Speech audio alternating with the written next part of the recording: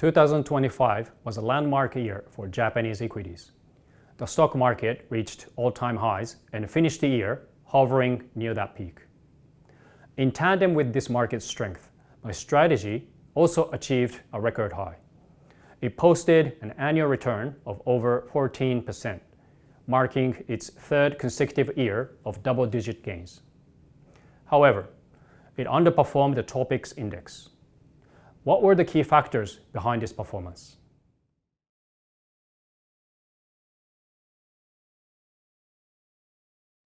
Throughout 2025, the most important driver was the ongoing wave of corporate governance reform, in my view.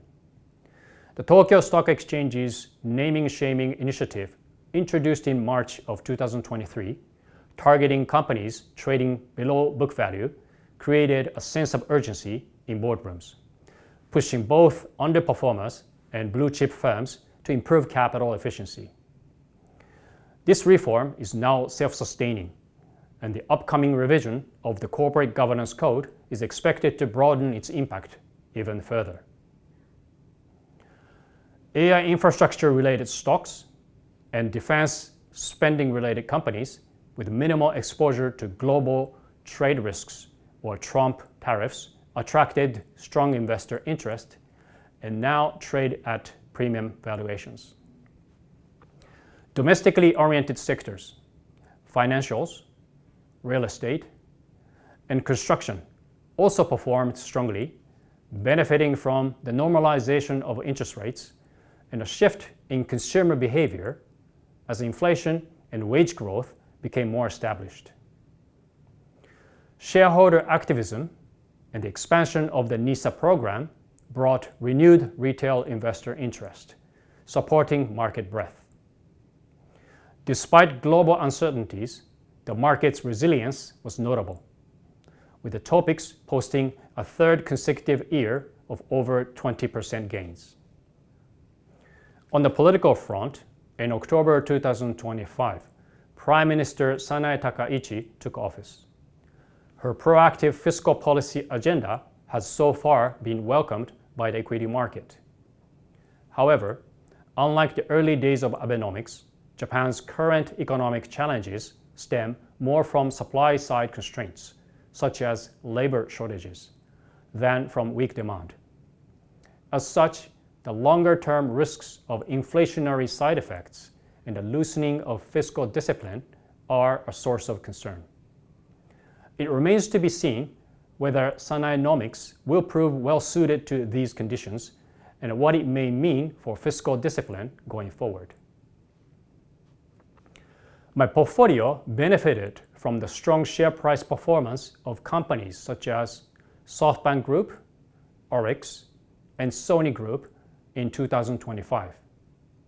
Conversely, other global companies at the core of my portfolio faced what I believe was undue selling pressure, likely driven by concerns over potential Trump tariffs. However, I believe such concerns are unwarranted.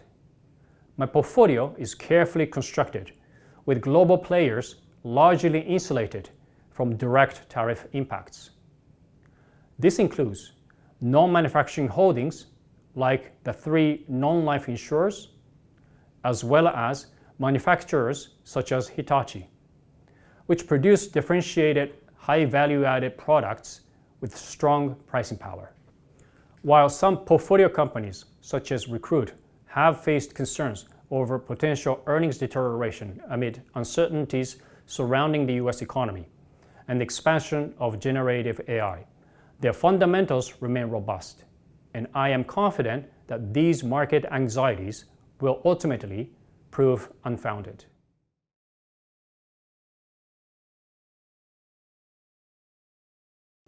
Around a year ago, I shared a video in which I predicted that Japanese equities could deliver a compound annual return exceeding 10% over the next several years, based on the following return components: 3 to 5% organic EPS growth through sales volume growth and improving sales mix, 2% additional growth in EPS to reflect sustainable inflation, 3% from total capital return yield, which includes 2% from dividends and 1% from share buybacks.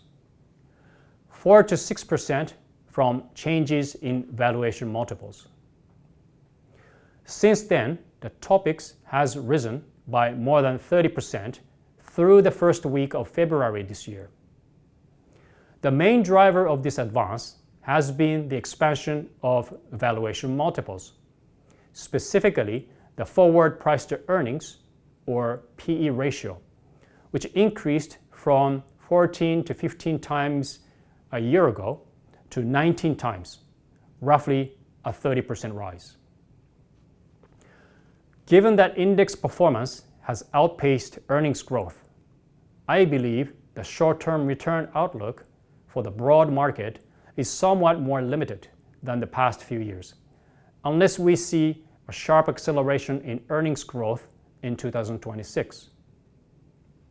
On the other hand, from a medium to long-term perspective, the overall appeal of Japanese equities should remain solid, an important contrast to the period when the economy was mired in deflation. The 2026 outlook for Japanese equities is constructive, supported by several structural and cyclical tailwinds. Continued corporate governance reform, expected to persist regardless of political changes. Normalization of interest rates. Positive shifts in consumer behavior. Booming inbound tourism, and Japan's geopolitical neutrality are all supportive. Among these factors, a particular noteworthy development is that the Financial Services Agency of Japan has begun discussions on revising the corporate governance code for the first time in 5 years. The focal point this time is listed companies holding excessive cash on their balance sheets. As widely reported, ongoing initiatives have largely focused on corporate underperformers suffering from chronically low returns on capital. Prompted by the Tokyo Stock Exchange's March 2023 request, corporate awareness has improved, and the number of listed companies trading below their book value has been declining. By contrast, the upcoming revision appears to be aimed at companies trading above 1 times price to book. Many of these firms are often high-quality, profitable businesses, with ROEs exceeding their cost of equity. However, even among these blue-chip names, some are not optimizing their capital allocation, instead choosing to accumulate the profits they earn as idle cash. The real challenge for the Japanese equity market is to raise management awareness, not only among companies with price to book below 1 times, but also among those trading above 1 times. The latter group has yet to fully embrace this shift. The upcoming revision to the Corporate Governance Code is expected to deliver a stronger message addressing this issue. I expect all listed companies to reassess their approach to capital costs. This could provide a fresh catalyst for renewed investor attention on the Japanese equity market. On today's inflation, it has the potential to fundamentally change household behavior. In a deflationary environment, households tend to postpone consumption in anticipation of lower prices in the future, leading to a vicious cycle of weaker consumption, lower corporate profits, falling household incomes, and further declines in consumption. By contrast, under inflation, households expect prices to rise, which encourages them to bring forward consumption.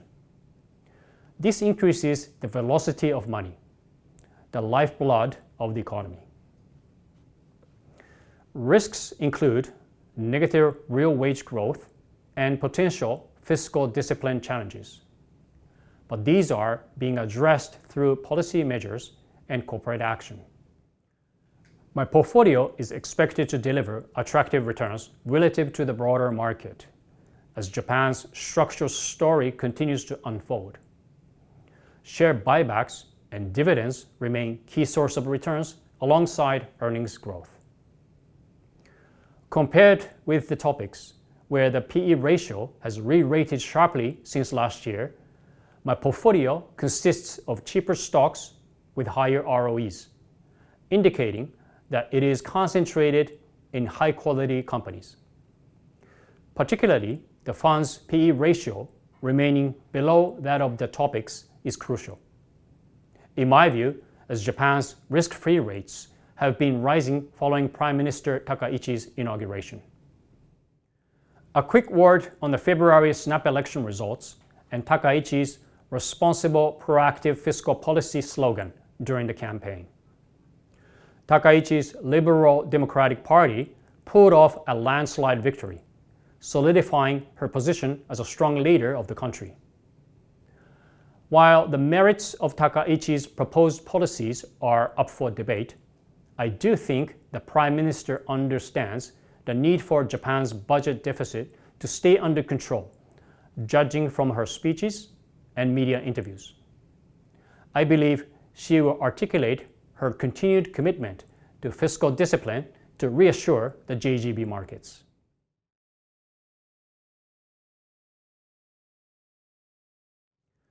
Looking at the big picture, my strategy continues to hold a strong long-term lead over the index, and it has also outperformed over the past 3 years as of the end of 2025. However, if we measure performance starting at the end of 2020, it still trails the broader market. All of these figures are net of fees. Even so, I'm confident in the underlying quality of the portfolio.